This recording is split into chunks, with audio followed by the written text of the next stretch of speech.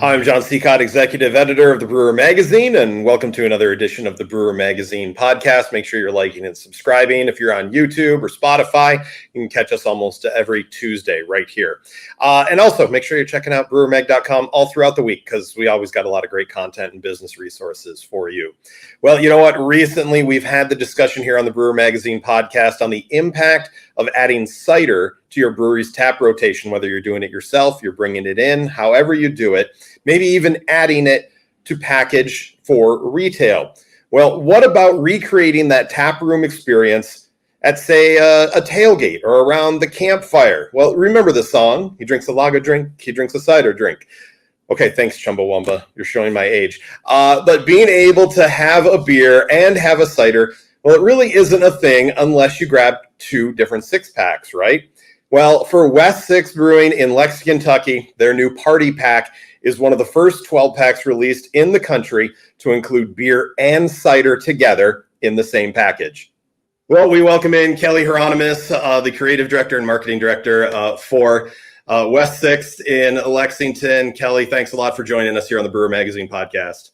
Of course. Happy to be here. Happy to chat. Yeah, and it's pretty cool. It's been about a month now that you guys have had the party pack 12 pack out. A little bit unique though. Usually when someone talks about a 12 pack, you're throwing 4 different beers into it. What made you guys want to take one of those and put cider in it? Yeah, I mean, honestly, when you talk about variety packs, a lot of times it's a decision of, are we trying to get through a certain amount of beer? Sometimes people will see a variety pack and be like, they put a dud in there. Or are you trying to create something that reflects you as a business? And for us, we always like to brew beer that we like to drink. And in the case of this variety pack, it was, let's put beers in the variety pack that we want to drink if we're taking them to the party. And I think that that's where the original inception of the idea came. The cider brainstorm of it just became a whole nother level of, can we do this? Sounds kind of fun. And I think it would provide amazing variety. So it's truly across the spectrum in that variety pack. Yeah. Well, kind of dig into the history of what the West 6 has done with 12 packs. You guys do have a couple different 12 packs out. I know for, some of your flagship beers, you guys have a hop variety pack. What was that, about 2 years now? You guys has been doing the hop variety pack. So almost exactly 2 years. Yep. Yeah. How are 12 packs for you guys? Do you see movement in that and you're continuing to add to it? Absolutely. I mean, I think 12 packs go 2 different ways when we're looking at data. Obviously, it's a volume play. So 12 packs and beyond, a lot of times people are looking to get, whether or not it's a discount, but more so the value of their time, right? They're at the store and they're grabbing their favorite beer. Why not go ahead and grab 12 instead of 6? If there's a bonus $1 or $2 on the discount, that's even better. And it allows, our retailers to have flexibility to create variety for the customers when they're West 6 fans shopping in their store. So I think the volume is a play, but I think with variety packs specifically, the diversity is a play. Yeah. Well, and, let's dig into you kind of mentioned it, like, can we do cider? How difficult is it to add a cider? Is it at the end? How's the logistics of, when it really comes down to the packaging team? Well, from what we've understood, or for on the packaging side of things, we'll obviously create all those beers and put them all together as one. But on the shelf with Kroger's and liquor stores, I mean, we didn't know. We asked them. We said, can we do this? And they also didn't have a direct answer for us either. It's legal, as long as we're under a certain ABV. Ciders can exist alongside beer in the store, but can they be in the same kind of space? And so far, so good. I mean, I think for what we can tell, it's kind of a new territory for variety packs. To have a singular cider introduced into the arrangement. So right now the stores have just been like, sure, bring it on. It's not in the cider section. It's in like kind of that variety craft section in the well for most of those stores. and it's sitting right along next side of our hot pack. So nice. Yeah. How was that reaction when you guys start, talking about presets and getting things like that? I mean, were they excited? They understood? They weren't, like you said, there might have been a gray area, but legally there's no gray area. You're allowed to do it. Yeah, I think the gray area was only they hadn't seen an example before, from what we could tell. And it was a question, and then it was a quick, why not? We've seen it as being really additive to the sets. So we're not removing any of our other 12-pack options. We're adding this variety pack inside, which is, to me, is an indicator of response of, we want to see this, and we want to see how it plays out. It's only been a month, so we're still kind of waiting to see. Once those data sets start rolling in, then we'll be able to take a little bit closer look to see what the difference is between hot pack purchasing, which is our other variety pack, versus party pack. But also it's pretty exciting to have it in for our consumers too, when people are coming in. The choices, we already have a ton of SKUs, so you've got lots of beers to choose from, and now you have 2 variety packs to choose from. So there's something for everybody. How about just in the aspect of doing this? Did you look into someone else that had done this, or some other avenue that's been the same? Have you talked to any other brewery that has done something like this? We haven't. I mean, some of our friends in town, Country Boy Brewing, they do a variety pack of just ciders. But when I did research, I couldn't find anybody that was doing beer alongside of cider, or just a singular cider in like a beer variety pack. But when you think about a taproom experience, a lot of craft breweries are breweries dominating, like actually creating different craft beer varieties. But they also have cider too. So the party pack, I think, is a reflection of a tap room, right? Or something you might create for a flight of beer, a flight of 4, right? 4 really dynamic options, one of them being a fruited cider. So it seemed like the right play. And I think it's a reflection of our consumer base too. We had a lot of positive response from our house cider, which we released last year, which is that kind of dry cider. And that's been really great as well. So. Sure. And that's what I was actually going to ask next, just the getting into the cider game. It seems more breweries are doing it and finding that it's a important gluten-free option to be able to add. It adds a different advertising to a different market of people. What's your background on that? You said you guys, about a year ago put it out, but I'm sure there was a lot of work ahead of time to be able to find the type of cider that you guys wanted to be able to put your name behind. Absolutely. I mean, I would say we waited for a long time before we started thinking about brewing a cider, mainly because we wanted to make sure we were packaging it correctly, that there wouldn't be any re-fermentation of any kind. We wanted to get the equipment for it. We wanted to make sure that we were kind of checking all the boxes from a stability perspective. So that was really important for us. And we did a lot of trials of our first house cider. And our goal was to create something that we really liked, that was kind of super like plain, to be honest. We didn't come out of with a crazy fruited multi-level cider program. We came out with just a singular cider. And now we're able to kind of dive into this other flavor, which is cherry. We did a whole lineup of all different types of fruit additions to that kind of hard apple cider base. And the team picked cherry. So I think it'll be a really good one, especially for fall. Yeah, absolutely. And that was you're leading me into every single question that I have written down here. It's like you've read my mind. How does cherry get picked over anything else and be able to put this in a 12-pack as a part of this? I mean, was there any lead up to it? Did you guys have it in-house, letting people try it? Kind of what was the going from house to cherry and putting it into this variety pack?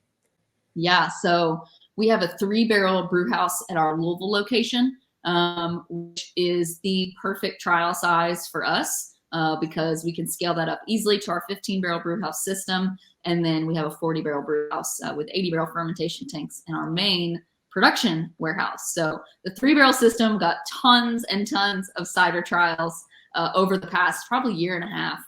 Even beyond last fall, just trying and experimenting with back sweetening with certain different the juice, the base juice for the cider itself, what we wanted it to taste like, kind of crafting that those ratios. And then once we decided to go for fruit, we ordered in a bunch of different types of fruit. And Andy, our head brewer, and Nathan, who works in our lab, they just created, I think there were probably 20 different lineups of different fruit combinations, including multiple types of cherry concentrate. It was fun. And it's hard because I think for a lot of folks that have not dove into the cider world and that are mainly craft breweries, from a just brewing beer perspective, it's like a new territory for us. I don't drink cider normally, and most of the people on the management team actually don't either. So we're trying to find something for our consumer base that we also like too, that are asking for these ciders. Well, let's talk about just the decision on making the other 3 beers. You guys said you wanted something that you knew people would want, something that you yourself would want. You guys went with 2 of your flagships. You got with your IPA and your amber. I'm assuming the wheat was a seasonal that you guys have had for a while, along with the cider. It seems like you said, it seems like that is a well-rounded type of thing. Was it that easy to decide, or were there contentious parts of like, no, we don't want this, we want this instead? How about this? Or how about we put a new beer? It's a combination of what do you want, what do we want, which I think drives a lot of our decisions. What do we want to drink? And also, what do we think is going to sell? And I think there was a lot of fighting of, does IPA get included in the party pack? On one side of the coin, it's our bread and butter. It's our #1 selling beer. We are kegging, canning, brewing, producing that beer every week at West 6th. It is our workhorse. And then it's also like, well, why would we put the IPA in there when they can already get the IPA in a 12-pack box, in a 19.2 format, and in the 6-pack format? But that's also the argument for itself. Like, well, yeah, we should put it in the party pack because it's our most popular beer. So I remember the IPA being very contentious, and also the confusion and not having another peer putting a singular cider in a variety pack. We were like, should we do this? Or is this weird? Will it prevent people from buying it? But you start thinking about the motivation of why someone's buying it in the first place, and it's probably to go to a party. So you might as well make sure you've got something for everybody, which I think is where that dynamic lineup came from. Well, it's still pretty new for you guys, but are you seeing this as an opportunity to even open yourself up to new sales avenues, being able to find 12-packs sales in other stores that maybe you guys don't have sets in already? Are you looking forward to that, or is it very much to complement what you guys already have and where you are? I would say it's more complementary to what we have. The hot pack performs really, really well in stores. I would say if a store is looking to get some sort of variety for us, we're probably going to be leading with the hot pack since it includes some of our best-selling beers. But I think the party pack just provides a dynamic value. That sunshade wheat that's in there is actually going to be a year-round product for us. That was a decision we made when we decided to put it into the party pack, just because it did so well in its seasonal slot. And while it might dip down a little bit in the winter, people really do like an American wheat beer, I think, all year round. I mean, you see that with obviously the big players out in the market. So I think that for the most part, it's only been a month, so we don't really have any really good data as far as like who doesn't and who wants it, as far as the party pack goes. But we're looking forward to it. Honestly, it gives our sales team so much more to talk about, as opposed to having to talk about a bunch of new items. They can talk about something that's compiled of new things, old things, classics, all that stuff. So it's a great storyteller too, the party pack. How will sales of this dictate what you guys do in the future? Are you kind of using this as a canary in the coal mine to dig deeper into things, maybe have other, talks towards other types of variety packs, or maybe even if something hits here, a singular 12-pack outside of IPA? I mean, how does that discussion go? Is it a plan looking forward to? Yeah, I mean, I think I would say for any of our products, we're always kind of analyzing to see what it's going to tell us about what we're doing next, what we're choosing to do next. I would say specifically with this, we launched the cherry cider in 6-packs alongside of the party pack release itself. So it'll be interesting to see how our cherry cider sales do. I think that will be the sales of the party pack and that individual 6-pack SKU of the cherry cider will help us indicate, like, do we want to put another product in the market? Do we want to do another cider variety? And I think that that's probably some data we're going to be looking at first are people looking for kind of a new, interesting, different flavor, or are they looking specifically for a cider? I think that's a lot of the data we're looking at for sure.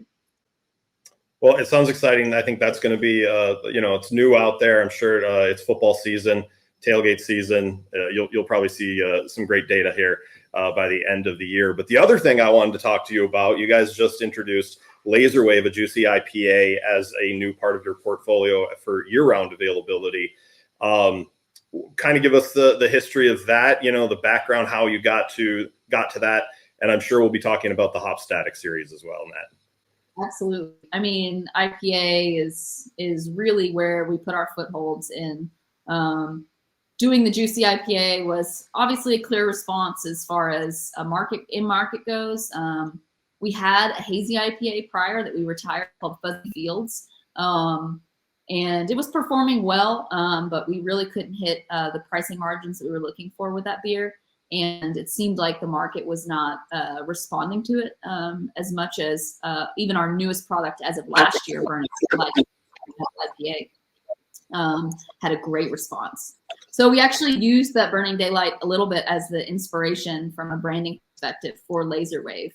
They both have a very kind of digital landscape design, really leaning into a little bit more of that like kind of high contrast, sharp, edgy colors. And the beer tastes great. The liquid's awesome. We launched that during our IPA Fest, which is an annual event we do at all of our tap rooms. And that Laser Wave was kind of the teaser beer and launch beer for that IPA Fest. So that was really cool and got a ton of great response from it. So far, so good, especially on premise. We're finding our sales guys are really loving selling in kegs of the Laser Wave as well. It's a really nice contrast to the West 6 IPA, whereas sometimes that Hop Static series touches a little bit to the West Coast note, which the West 6 IPA obviously has a lot of those profile similarities. So having that dynamic offering next to West 6 IPA, I think a lot of folks are responding well to that. Well, and it seems like you guys are good at restraining yourself on going IPA heavy too. Like, I think sometimes people are like, oh, you like IPAs? IPAs sell well. Well, here's 17 different varieties of an IPA that we can give you. You guys seem to be able to pull that back and say, here's our flagship. Here's something new, something hazy. Like you said, you're replacing something instead of adding another IPA to your portfolio. Was that an important discussion to kind of not have that IPA fatigue, or that just too many brands that are near to the same thing?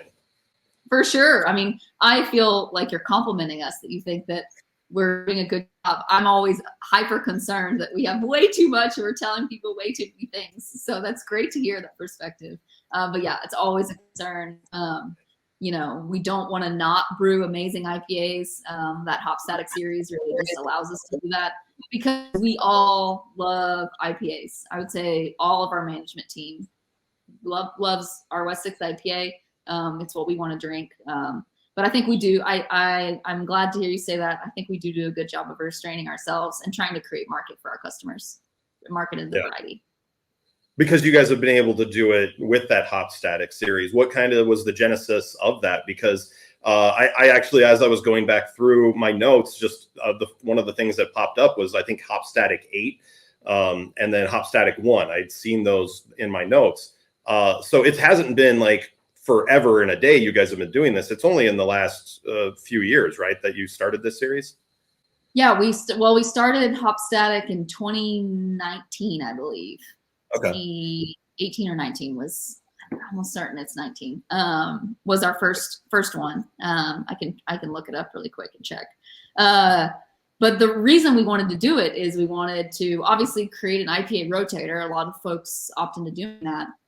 For us, it was an opportunity for us to get hops off the spot market that were fresh or that were interesting or that we wanted to play with.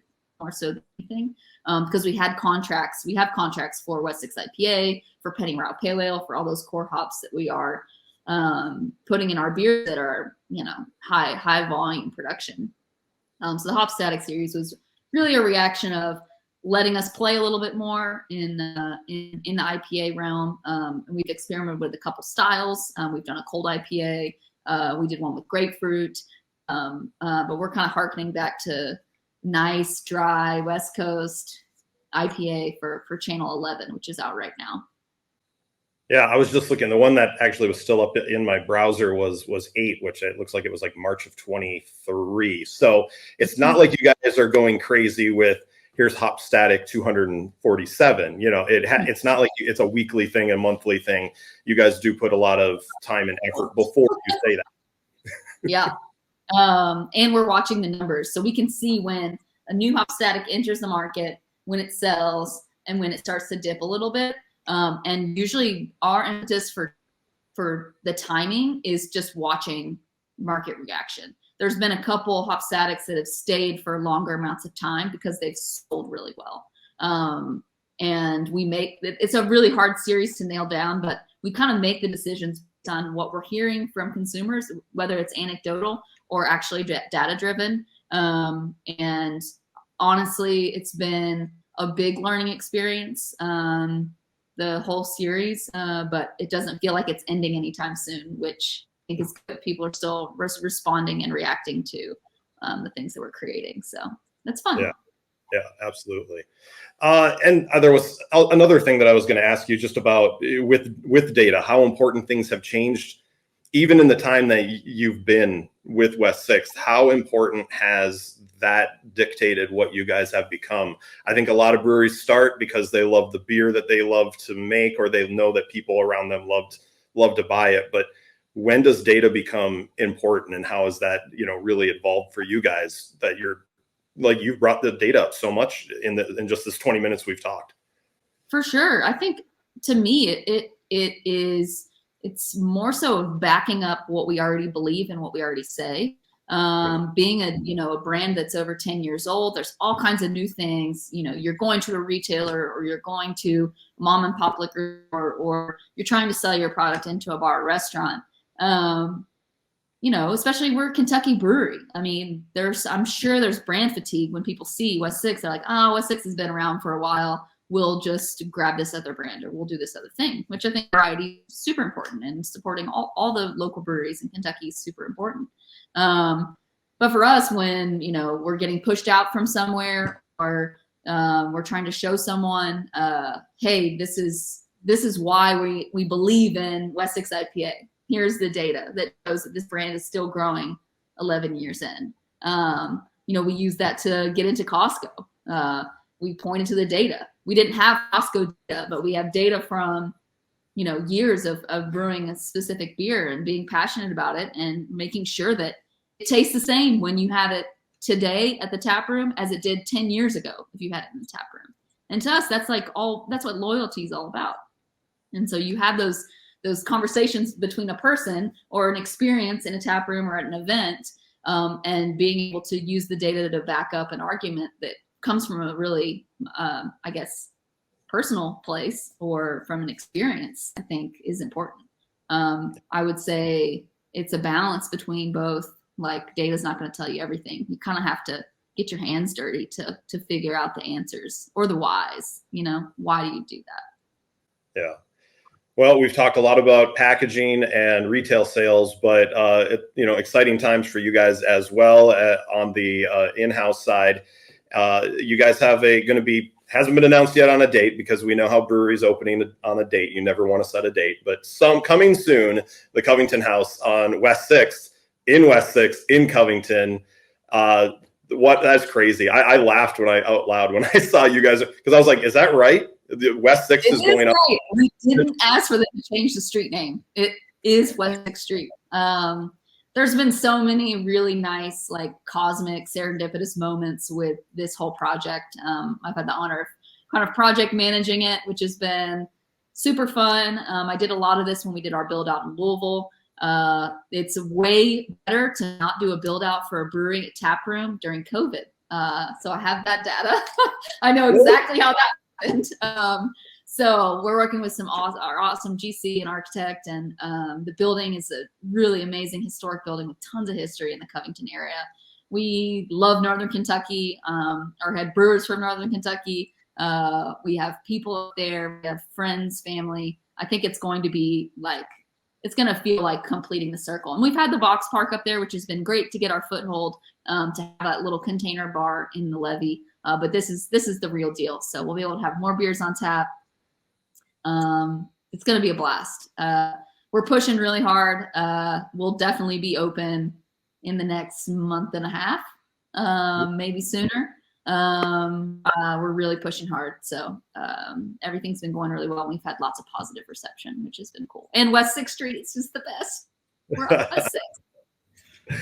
Well, it's really going to be tap room only. You guys going to be putting a brewery there? What's the space going to be laid out as? There'll be some small scale brewing, but for the most part, it'll be tap room only. It's not like a massive space. We won't have anything front facing like we do. Like in Louisville, we actually got to build out and create our brew house there. We don't really have the ability to do. So there'll be some really small, just experimental brewing, but it won't be front facing. And then we will be creating, it'll be brewed in Lexington, but it'll be year round for Covington only, a German Pilsner style that'll be on tap all the time. It'll be called House Lager, Haus. And Andy, our brewer, actually worked for Hofbrauhaus for years. So it'll be really cool to be able to kind of have our anchor flagship beer in that space. It'd be a really traditional German lager. So we're excited. Well, Kelly, it was great to be able to talk to you. We got through a lot of great things, and I appreciate you taking the time. Absolutely. Thanks, John. It's always a pleasure. And it's a crazy beer drinking season right now, and everything's happening.